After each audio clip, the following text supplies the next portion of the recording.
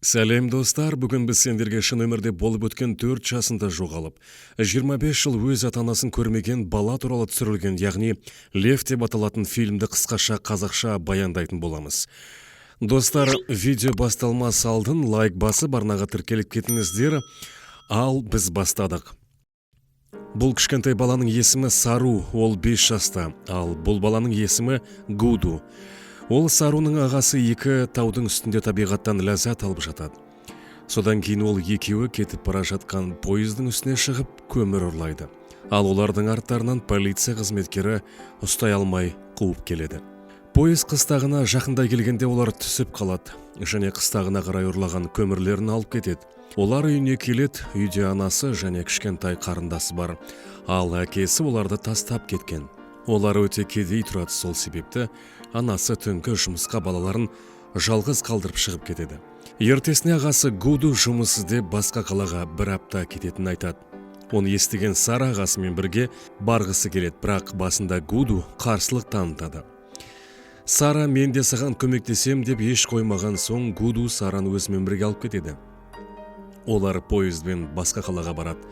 Ұзақ жол жүріп шаршаған Сара, ол сол жердегі орындыққа жатып ұйықтағысы келеді. Гуду Сараға сен өзімен бірге алып келмеуім керек еді деп ұрсады.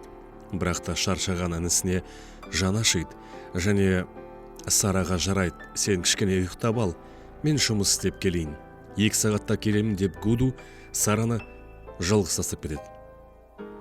Сөйтіп біраз уақыттан кейін Сара оянған кезде ағасы әлі келмеген болады.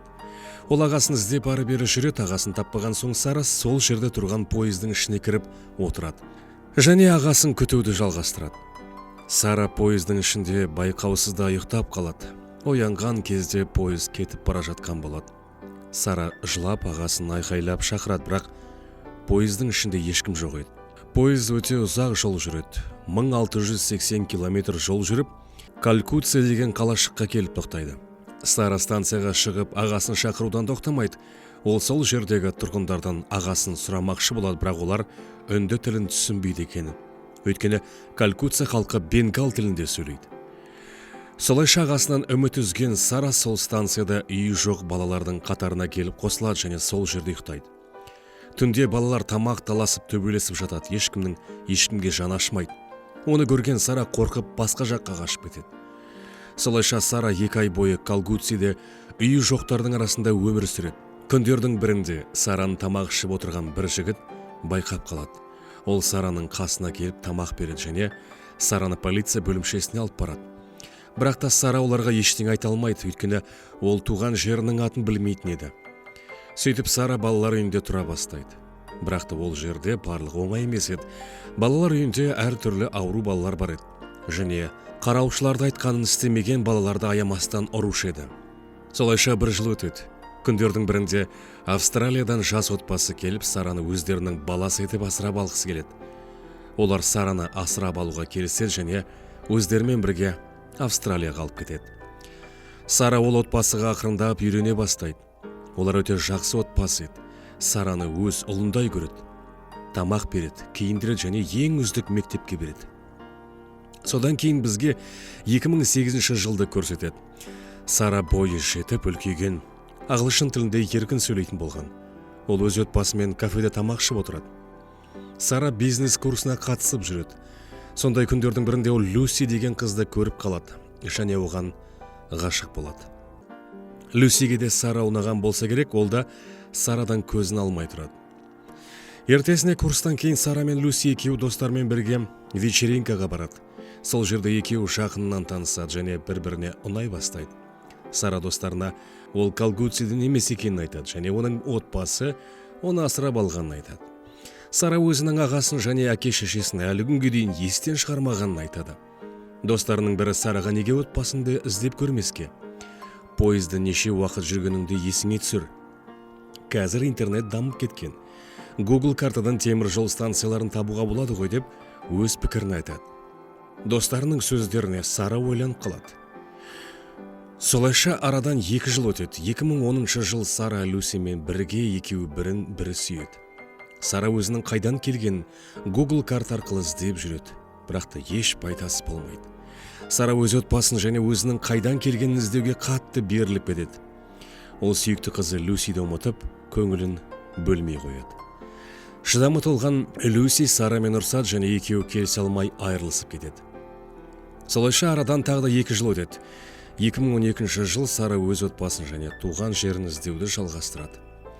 Ол тақтаға барлық темір жол станцияларын салып алған Google картадан да іздеуді жалғастырады, бір қаншама ұмытылса да есіне ештеңе түспейді. Сара өзін асырап алған отбасымен де қарым-қатынасын үзбейді. Ол отбасымен жиі кездесіп тұрады. Күндердің бірінде Сара Google картадан тағы іздеп жатқан кезде оның көзі таулардың арасын орналасқан бір кішкентай қыстаққа көз түседі және оның есіне ағасымен бірге таулардың үстінде бірге қыдырғандары түсе бастайды. Ол картаны жақындатады және ол қыстақтың аты Гаништала екенін біледі. Сара көзіне жас алады және жүрегінің түбінде бір жақсылықты сезіп тұрады. Солайша арадан 25 жыл өткен болса да Сара өз туған отбасын табу үмітпен Ганишталай қыстағына жолға шығады. Ол қыстаққа келеді және бала кездері есіне түсе бастайды. Ол бала кезінде жүрген жолдармен бұрын тұрғын үйіне барады, бірақ ол жерде үйі жоқ орнына қора салып қойған еді. Сара күйзеліске түсіп, не істерін білмей тұрған кезде оның қасына бір адам келеді. Сара ол адамға қолындағы суретін көрсетіп, өзінің отбасын іздеп жүргенін айтады. Ол адам үндемейді. Сараға көзін үзбей қарап тұрады және бір үн айтпай кетіп қалады. Сара ол адамның артынан жүреді. Екеуі бүкіл қыстақты айланып шығады. Сол кезде олардың алдынан үйіне кетіп бара жатқан бір топ әйелдер шығады. Әйелдердің арасында жас үлкен біреу Сарадан көзін үзбей қарап тұрады. Дәл сол әйел Сараның анасы болып шығады. Ол Сараны көздерінен таниды және екеуі көздеріне жас алып бірін-бірін құшақтайды. Сараның анасы өз ұлының тірі жүргеніне кәміл сеніп жүргенін айтып, ешқашан үмітін үзбегенін айтады. Сара ағасы Гудуны сұрайды. Сол кезде барлығы үнсіз қалады. Анасы Гудуның өлгенін айтады және қарындасы Шекиланы көрсетеді. Барлығы қуанғаннан жылап, бірін-бірі құшақтайды. Сара Австралияға оны асырап алған отбасына қоңырау шалады және өзінің шын отбасын тапқанын айтады. Және екі отбасында қатты жақсы көретінін айтады. Асырап алған отбасыда Сараны қолдайды және оны қатты сүйетінін айтады. Достар, фильм сол жерде өз соңына жетеді. Негізінде бұл оқиға шын өмірде болған. Саруның шын есімі Шеру жолбарыс деген мағынаны білдіреді. Ол 5 жасында темір жол станциясында ағасын күтіп ұйықтап қалады. Бірақ ағасы сол күйі оралмайды. Арадан 25 жыл өтіп Шеру өз отбасын табады.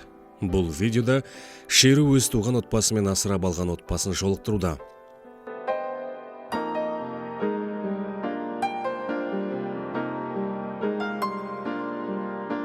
Достар, осымен біздің видео өз соңына жетті. Егерде сіздерге біздің видео ұнаған болса, лайк басып арнаға тіркеліп кетіңіздер. Бұл бізге келесі видеоны шығаруға үлкен шабыт береді. Келесі кездескенше аман сау болайық.